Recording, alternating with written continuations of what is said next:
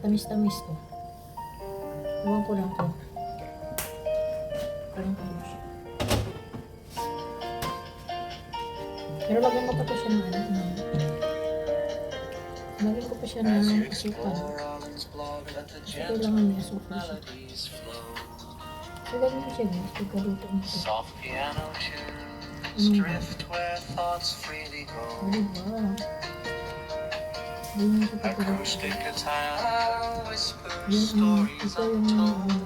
ito yung favorite niya dito sa sabi niya kapatid niya yun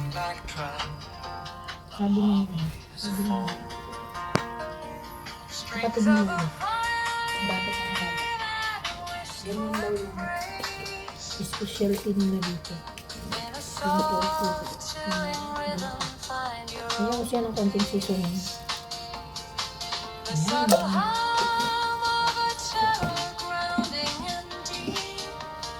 ayan sabihin natin ang sukal ko puti puti ito na sukal mo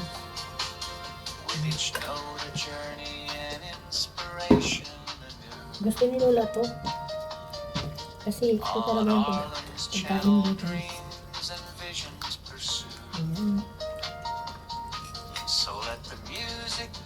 ayan ayan ang pagkaluto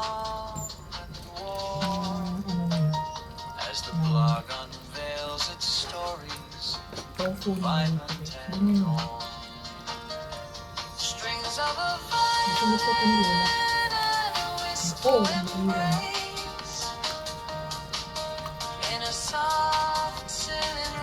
Pwede lang siya magkakamay. Magkakamay.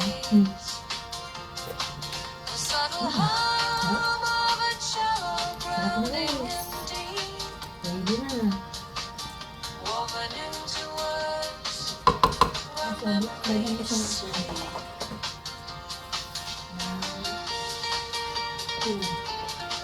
Sampit lang siya. Tapos papaluin ko siya kasi hindi ko din siya ito. Papaluin ko siya. Pero papaluin ko din siya. Lagyan mo siya. Papaluin ko siya. Papaluin ko lang.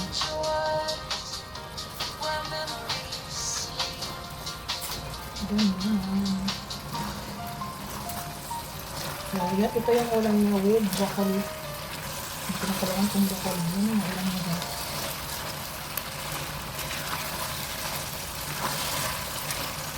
So, ulam na to. Tanghalian at dinner. Diba? Ito lang siya.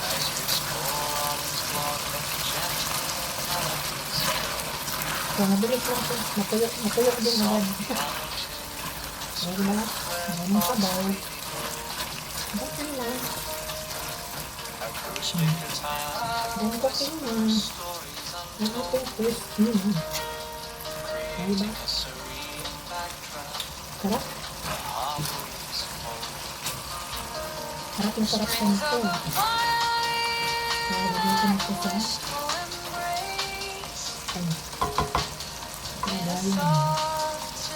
so, ayan na yung ating first meal na pagkain na rin na guys. And then, ayan yung ating broccoli. Kapit na. So, pwede na siyang kumain mauna. Then, lulutuin ko na yung aking pagkain. So, ayan siya guys. Nagpapilitan na tayo ng isda.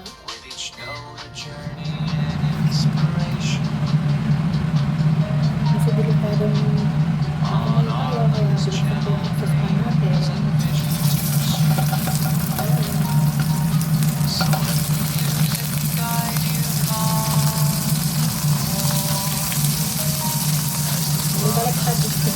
Balik-baliktad na yung guys.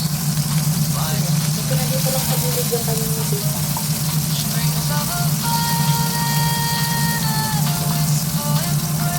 Ayan yung ating isda. Diba?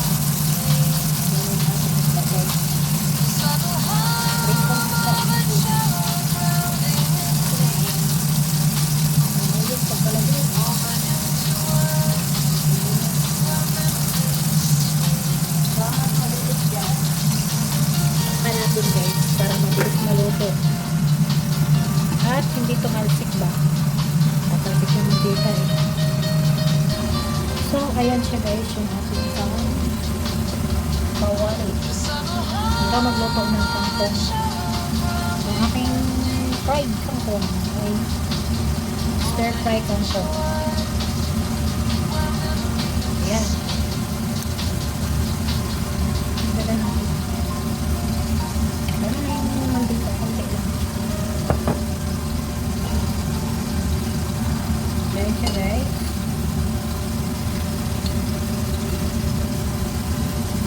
Sabay-sabay na para sabay din maluto yung ating ulam.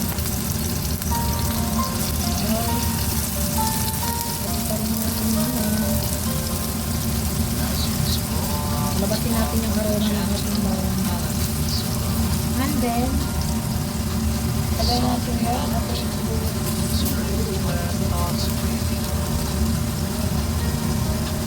gano'n lang naman ang pagluto ng kangkong, diba? Yung iba nilalagyan nila ng kamatis. Sila kung nila naglalagyan ng kamatis. Bulat bawang. Ang adobong kangkong. Sa iba ang tawag nila sa ilang buong pangatang. Kaya ng konting sopa ba? Masarap. May konting asin ba? Kalimutan ko bumili ng toyo eh. Oyster sauce ang lalagay.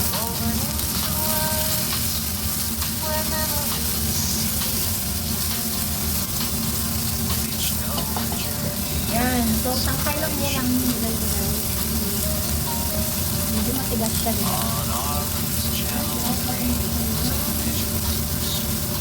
Oyster sauce. Yan.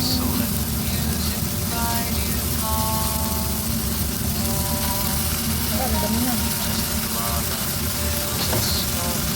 Pagkakita siya ng konting suka. Suka. Ayun yung ang pagkalit. Ang aking kangkong. Diba?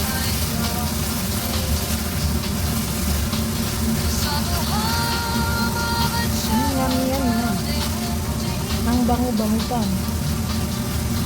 Ayan. And, tapay na natin ang ating lakad. Ang dabong kangkong. At pagkagyan natin ang konting 1 spoon of water.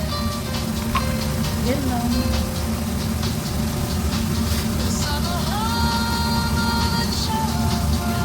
Yan, muli.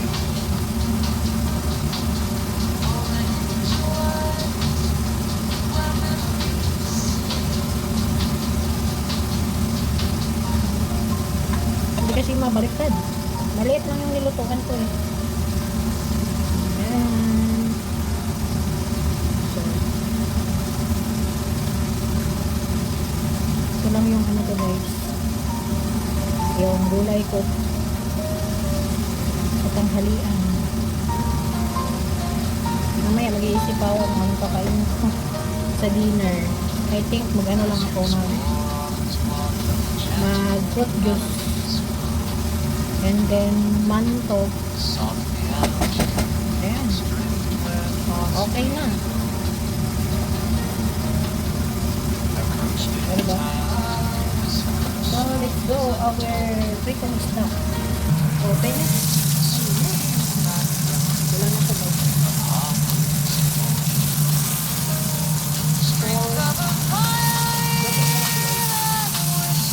Sigurado ito.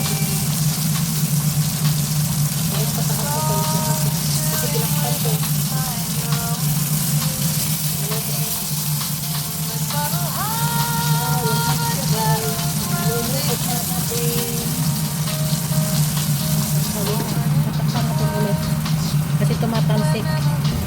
Ito na yung ating kangkong. Diba?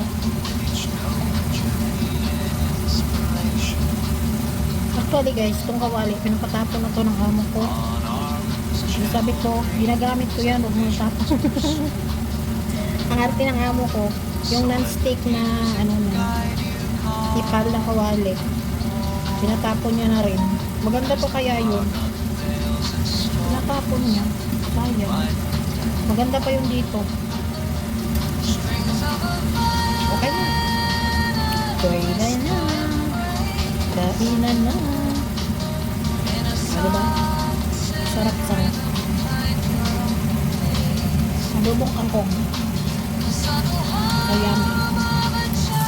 Kaya na siya guys. Ito na yung ating utong. Bye. Balik pa siya para pula ba.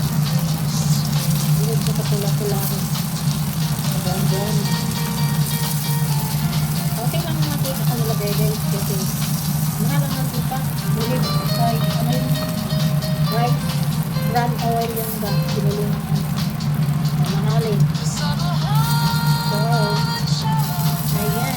Hanggang dito na lang. Nalutog na yung ating utang pangyaw. Dito na lang. Ang sarap nito. So, ayan guys. Gagawa ako ng sausawan.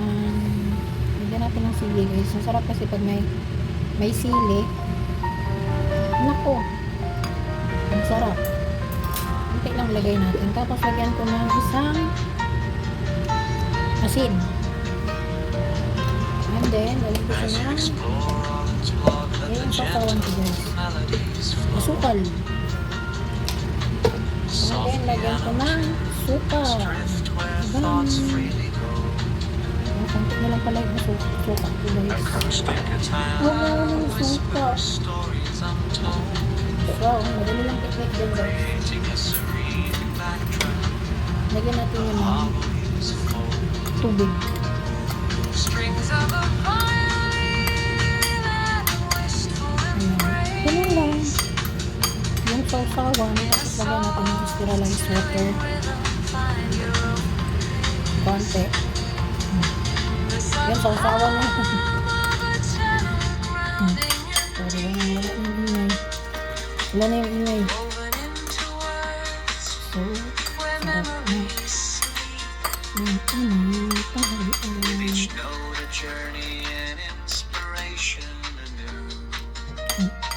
Sobrang asin ng ano ng suka. Kaya tama lang yung lagyan siya ng tubig. Ang bango. Bango kasi ng sili. Ang anghang. Sarap. Diba? Ayan na ang ating prepare na ulam for today. So, hanggang dito na lang guys. Maraming salamat sa inyong panonood. Sana nagustuhan nyo ang aking video. And see you on my next video guys. Bye-bye! Maraming salamat!